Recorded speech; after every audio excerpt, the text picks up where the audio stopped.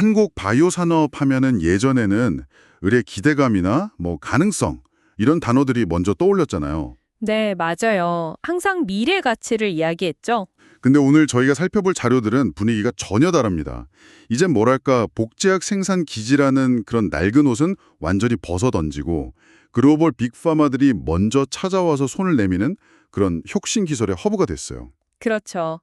한마디로 K바이오가 가능성의 시대를 지나서 이제 확신의 시대로 접어들었다 이런 평가가 나오는데 그 확신이 대체 어디서 오는 건지 지금부터 한번 제대로 파헤쳐 보겠습니다. 네, 오늘 분석의 중심에는 국내 주요 증권사의 바이오 애널리스트 7분의 아주 깊은 통찰이 담긴 기사가 있고요. 아, 7분이나요? 네, 여기에 더해서 알테오젠, 앱클론, 한미약품처럼 지금 시장의 주목을 한몸에 받는 기업들 있잖아요. 네, 핫한 기업들이죠. 이 기업들의 최신 발표 자료나 시장 보고서들을 같이 보면서 좀 입체적으로 살펴볼 겁니다.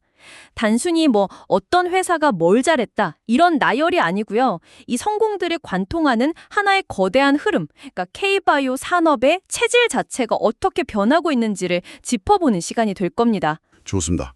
그럼 K바이오 성장의 진짜 동력은 뭔지, 또 글로벌 시장을 뒤흔든 그 수조 원대 계약들, 그 이면에는 어떤 기술력이 숨어 있는지, 그리고 이 흐름의 끝에서 우리가 보게 될 차세대 기술은 또 무엇인지, 오늘 그 핵심만 정확히 짚어드리겠습니다. 자료들을 보니까요. 애널리스트들이 거의 약속이라도 한 것처럼 현재 K바이오를 설명하는 3가지 키워드를 공통적으로 꼽았더라고요. 네, 저도 그게 흥미로웠습니다. 바로 기술 이전, 비만 신약, 그리고 플랫폼. 이 3가지가 지금의 K바이오를 움직이는 심장이다. 이렇게 봐도 되겠네요. 그렇습니다. 그중에서도 첫 번째 키워드, 기술 이전. 이게 K바이오의 성장 방식을 아예 근본적으로 바꿔놨어요. 시작은 역시 2015년 한미약품이었죠. 8조 원대 계약. 맞아요. 당시엔 정말 사건에 가까웠는데 이제 기술 이전은 K바이오의 일상적인 사업 모델이 됐습니다. 근데 단순히 건수가 늘어난 것보다 더 중요한 게 있어요. 더 중요한 거요? 바로 그 계약의 성격이 완전히 달라졌다는 점입니다. 성격이 달라졌다. 아, 그게 무슨 의미일까요? 예전에는 우리가 가진 신약 후보 물질 하나 딱 팔고 끝나는 약간 로또 당첨 같은 그런 느낌이었잖아요. 바로 그겁니다. 과거가 로또였다면 지금은 안정적인 건물 월세를 받는 모델로 진화하고 있는 거예요. 건물 월세요. 비유가 재밌네요. 단순히 후보 물질 하나 파는 게 아니라 초기 연구부터 임상, 생산, 그리고 상업화까지 전 주기에 걸쳐서 글로벌 빅파마랑 파트너가 되는 거죠. 계약은 외에도 임상 단계가 성공할 때마다 단계별 기술료, 즉 마일스톤을 받고 나중에 약이 팔리면 매출의 일정 비율을 로열티로 계속 받는 구조예요. 아하, 그러니까 한 방에 크게 버는 게 아니라 매달 월세 받듯이 꾸준히 현금이 들어오는 구조로 산업의 판 자체가 바뀌고 있다는 거군요. 훨씬 안정적이고 예측 가능해졌네요. 그렇죠. 그럼 두 번째 키워드, 요즘 정말 가장 뜨거운 비만 신약으로 넘어가 보죠. 위고비나 마운자로가 나오면서 시장이 폭발적으로 성장했는데 우리 기업들도 그냥 따라만 가는 건 아닌 것 같아요. 오히려 그 틈새를 아주 영리하게 파고들고 있습니다. 단순히 식욕을 억제해서 살을 빼게 하는 1세대 약물, 그러니까 GLP-1 계열의 단점을 보완하는 방향으로 가는 거죠. 단점요? 네, 예를 들어 체중이 줄 때 지방만 빠지는 게 아니라 근육까지 같이 빠지는 게 큰 문제거든요. 아, 맞아요. 그게 문제죠. 이걸 막아주는 근육 손실 최소화 비만 신약을 개발하는 겁니다. 한미약품이 대표적이고요. 단순히 체중계 숫자를 줄이는 걸 넘어서서 건강하게 살을 빼는 방향으로 진화하고 있다. 이 얘기네요. 또 다른 접근법도 있어요. 비만이 부르는 합병증 중에 비알코올성 지방 간염, 줄여서 메쉬라는 게 있거든요. 메쉬요? 네, 말 그대로 술을 안 마시는 사람한테도 생기는 아주 심각한 간 질환인데 이 메쉬랑 비만을 동시에 치료하는 신약을 개발하는 거죠. D&D 파마텍 같은 기업들이 바로 이런 차별화된 전략으로 글로벌 시장 문을 두드리고 있습니다. 그렇군요. 자, 마지막 3번째 키워드는 플랫폼 기업의 부상. 저는 개인적으로 이게 가장 중요한 변화가 아닐까 싶어요. 저도 동의합니다. 이건 마치 신약이라는 물고기 한 마리를 낚는 게 아니라 아예 고기가 계속 잡히는 첨단 그물 자체를 개발하는 것에 비유할 수 있겠네요. 아주 정확한 비유입니다. 과거에는 특정 암을 치료하는 신약 A, 이걸 개발하다 실패하면 회사 전체가 막 휘청거렸죠. 네, 그랬죠. 하지만 플랫폼 기업은 다릅니다. 이들은 특정 질병이 아니라 기술 그 자체를 파는 거예요. 예를 들어서 뇌의 그 철통 방어막인 뇌혈관 장벽 BBB를 뚫고 어떤 약물이든 뇌 속으로 안전하게 전달하는 기술을 가진 회사가 있다면 어떨까요? 와, 그러면 파킨슨병 치료제든 뇌종양 치료제든 그 어떤 약이든 이 회사의 배달 기술만 있으면 뇌로 보낼 수 있으니까 이건 뭐 활용도가 무궁무진하겠네요. 바로 그겁니다. ABL 바이오가 바로 그 뇌혈관 장벽 투과 플랫폼을 가졌고 리가켄 바이오는 항체에 약물을 붙여서 암세포만 정밀 타격하는 ADC 플랫폼을 또 알테오제는 복잡한 정맥 주사를 간단한 피하 주사로 바꿔주는 제형 변경 플랫폼을 가지고 있죠. 이 그물 기술 덕분에 리스크는 줄이고 하나의 기술로 여러 개의 성공 신화를 계속 만들어낼 수 있게 된 겁니다. 자, 그럼 이 세 가지 키워드를 바탕으로 애널리스트들이 가장 주목하는 그러니까 성과로 증명 가능한 기업들을 좀 더 깊게 들여다보죠. 자료를 종합해 보니까 ABL 바이오, 한미약품, 리가켄 바이오, D&D 파마텍 이 네 곳이 가장 많은 추천을 받았네요. 그중에서도 7분 중에 4분이 최선 호주로 꼽은 ABL 바이오부터 살펴보죠. 4명이나요? 네, 아까 말씀드린 뇌혈관 장벽 BBB 투과 플랫폼 그랩바디 B가 이 회사의 핵심입니다. 뇌는 우리 몸의 사령부라서 아주 촘촘한 혈관 장벽으로 보호받고 있거든요. 그렇죠. 근데 이게 외부 물질은 물론이고 약물까지 다 막아버려서 뇌질환 치료가 정말 어려웠습니다. ABL 바이오의 기술은 이 장벽을 살짝 열고 약물을 뇌 안으로 들여보내는 뭐랄까 마스터키 같은 역할을 하는 거죠. 그 마스터키의 가치를 시장에 정말 어마어마하게 인정한 거죠. 네, 그쵸. 2025년에만 글로벌 제약사 GSK랑 약 4.1조 원, 일라일릴리랑은 3.8조 원 규모의 기술 이전 계약을 이걸 불과 7개월 만에 연달아 터뜨렸으니까요. 이게 K바이오 역사상 세 번째로 큰 규모라고 하더군요. 맞습니다. 이미 지수이력은 입증된 셈이고요. 이제는 이 기술을 바탕으로 만든 자체 신약의 성과도 기대되고 있습니다. 2026년에는 담도암 치료제 ABL001의 미국 FDA 가속 승인이라는 아주 중요한 이벤트가 기다리고 있죠. 아, 만약 성공한다면 이제 기술료만 받는 회사가 아니라 직접 약을 파는 회사로 거듭나게 되는 거네요. 바로 그겁니다. 플랫폼 기술의 중요성을 말씀하셨는데 아까 두 번째 키워드로 꼽았던 비만 신약 분야의 대표주자 한미약품도 그런 접근을 하고 있나요? 한미약품은 조금 다릅니다. 아주 강력한 자체 개발 능력을 바탕으로 전공법을 택했죠.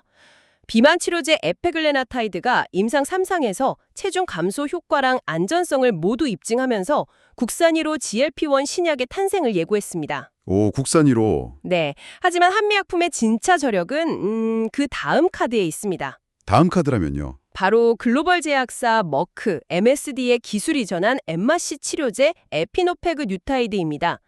머크가 지금 대규모 글로벌 임상 2상을 진행 중인데 여기서 긍정적인 결과가 나오면 한미약품은 막대한 단계별 기술료를 받게 되거든요. 아, 그러니까 탄탄한 기존 의약품 사업에서 나오는 현금에다가 비만 신약과 엠마시 신약이라는 굵직한 미래 성장 동력까지 갖춘 안정성과 성장성을 겸비한 아주 매력적인 포트폴리오를 구축한 셈이죠. 그리고 항암 기술의 최전선에 있는 기업 리가켄 바이오도 빼놓을 수 없죠.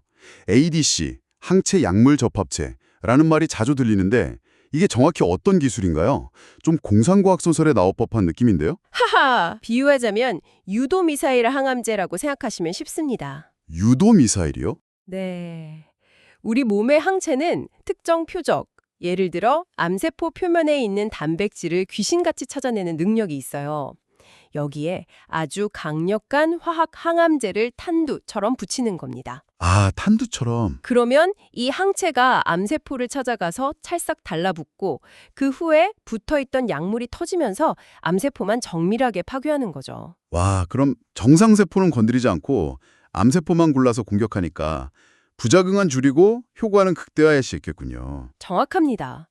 리가켄바이오의 컨듀얼 플랫폼은 항체를 원하는 위치에 원하는 개수의 약물을 딱 정확하게 붙이는 독보적인 기술력을 가지고 있어요. 그래서 얀센, 암젠, 온우약품공업 같은 글로벌 빅파마들이 줄을 서서 파트너십을 맺고 있는 겁니다. 파트너사들이 많군요. 네, 이 파트너사들이 임상을 진행해서 성공할수록 리가켄바이오의 수익은 계속 늘어나는 구조인 거죠. 이 톱4 외에도 정말 흥미로운 기술을 가진 기업들이 많습니다. 알테오젠 같은 경우 이건 뭐 환자의 삶을 바꾸는 기술이라고 할 수 있겠어요. 그렇죠. 몇 시간씩 병원 침대에 누워서 맞아야 하는 정맥 주사를 환자가 집에서 5분 만에 직접 놓을 수 있는 피하 주사로 바꿔주는 기술이니까요. 그야말로 발상의 전환이죠. 환자의 편의성을 극대화한 겁니다. 이 기술이 머크의 블록버스터 면역항암제 키트루다에 적용됐고요.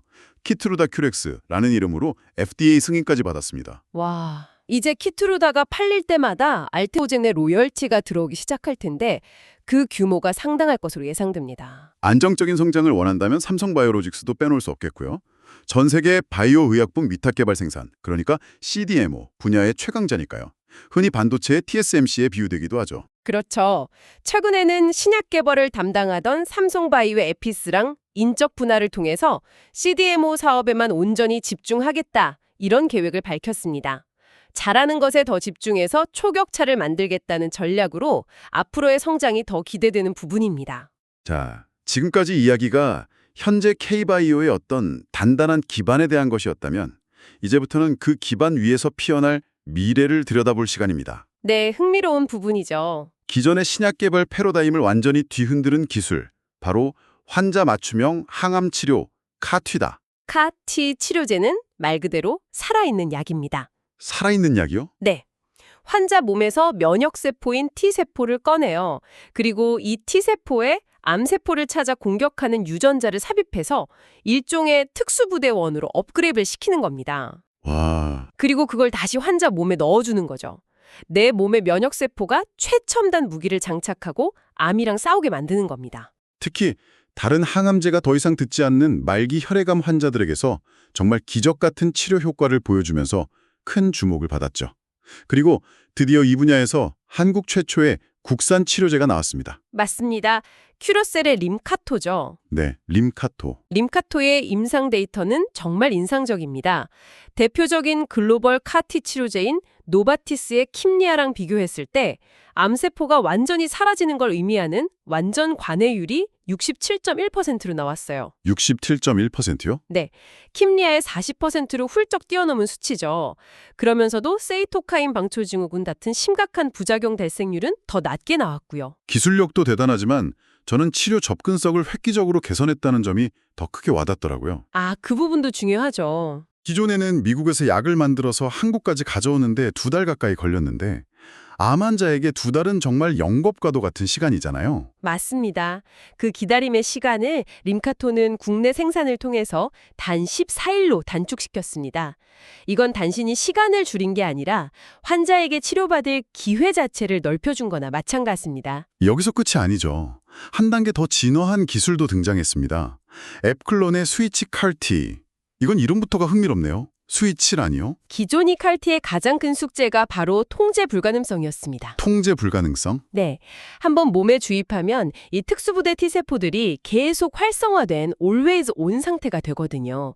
근데 이게 너무 과하면 오히려 정상세포까지 공격해서 심각한 부작용을 일으킬 수 있었어요. 끌 수가 없었던 거죠. 그런데 앱클론의 기술은 이걸 껐다 켰다 할 수 있다는 건가요? 그럼 그 스위치는 뭔가요? 환자가 약을 먹거나 주사를 맞아서 켜고 끄는 건가요? 정확합니다. 앱클론의 ZCA 칼티 기술은 칼티 세포 자체는 비활성 상태로 주입하고요. 스위치 분자라는 별도의 물질을 투여해야만 활성화됩니다. 아, 마치 전등 스위치처럼 필요할 때만 켜고 부작용이 나타나면 스위치 분자 투여를 중단해서 즉시 활동을 멈추게 할 수 있는 거죠. 안전성을 극적으로 높인 혁신적인 기술입니다. 정말 놀랍네요. 필요할 때만 켜서 암세포를 공격하고 문제가 생기면 바로 끌 수 있으니까요. 이 기술이 더 주목받는 이유가 또 있습니다. 뭔가요? 그동안 칼티가 혈액암에서는 좋은 효과를 보였지만 단단한 덩어리 형태의 암, 즉 고형암에는 잘 듣지 않았거든요. 아, 고형암. 그런데 이 스위치 기술을 이용하면 고형암 주변에서만 CART를 활성화시켜서 정밀 타격이 가능해집니다. 앱클론이 난소암 같은 고형암 시장을 목표로 하는 이유죠. 최근에 미국 특허까지 획득하면서 글로벌 시장에서도 그 기술력을 인정받고 있습니다. 알겠습니다. 지금까지 K바이오의 정말 눈부신 성과와 미래 기술에 대해 이야기했는데 이게 다 장밋빛 미래만 있는 건 아닐 겁니다. 본질적으로 고위험 고수액 분야니까요. 자, 그럼 이쯤에서 한번 짚어보죠. 이 모든 게 잘못될 가능성은 없을까요? 가장 큰 위험 요인은 뭘까요? 애널리스트들이 공통적으로 지적하는 가장 큰 위험은 역시 임상의 문턱을 넘지 못하는 겁니다. 아, 임상 실패. 네, 아무리 초기 단계에서 유망해 보여도 수천 명을 대상으로 하는 마지막 임상 3상에서 실패하는 경우가 비일비재하죠. 그래서 단일 파이프라인, 즉 한 가지 신약에만 회사의 운명을 거는 것은 매우 위험합니다. 여러 개의 파이프라인을 갖추어서 리스크를 분산하는 포트폴리오 전략이 중요한 이유입니다. 투자자 입장에서 주의해야 할 점에 대한 조언도 있었죠. 요즘엔 유튜브나 블로그에 검증되지 않은 정보들이 너무 많아서 헷갈릴 때가 많거든요. 네, 바로 그 점을 경고하고 있습니다. 누가 그러는데 좋더라 식의 정보에 기반한 투자는 매우 위험하다는 거죠. 애널리스트들의 조언은 명확합니다. 공식적인 임상 결과가 공시된 후에 투자 결정을 해도 절대 늦지 않는다. 아, 팩트를 확인하고 움직여라. 그렇죠. 루머가 아니라 팩트, 즉 데이터에 기반해서 판단하라는 겁니다. 정보의 출처를 확인하는 습관이 무엇보다 중요합니다. 그럼 종합적으로 전망을 해보죠. 정리하자면 K바이오는 이제 글로벌 기술 이전이 본격적으로 성과를 내고 매년 FDA 승인 소식을 기대할 수 있을 만큼 체급이 커졌다, 이렇게 볼 수 있겠네요. 네, 특히 지금 글로벌 빅파마들이 처한 상황이 우리에겐 기회입니다.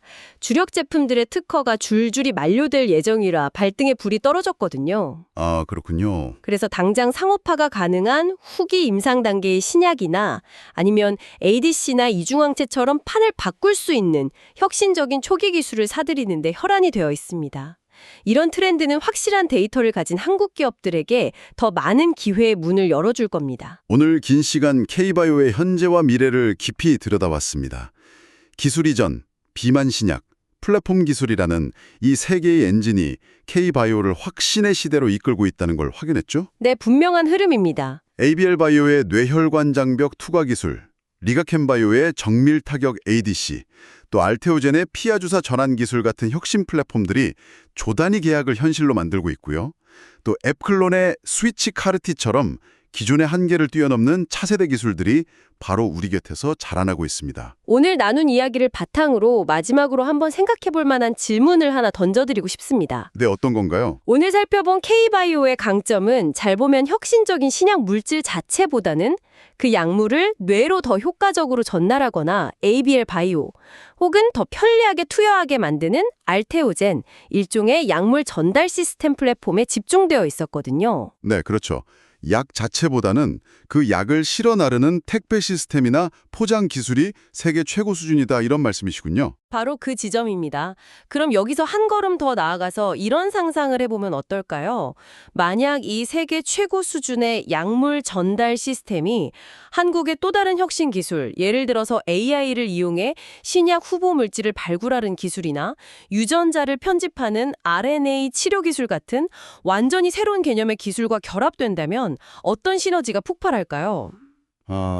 상상도 못했던 혁신 신약을 만드는 능력과 그 신약을 두작용 없이 가장 정확한 위치에 배달하는 능력이 만나는 지점, 그것이 바로 K바이오가 앞으로 열어갈 진정한 다음 챕터가 아닐까 싶습니다. 그 그림을 한번 상상해 보시는 것도 흥미로울 것 같습니다.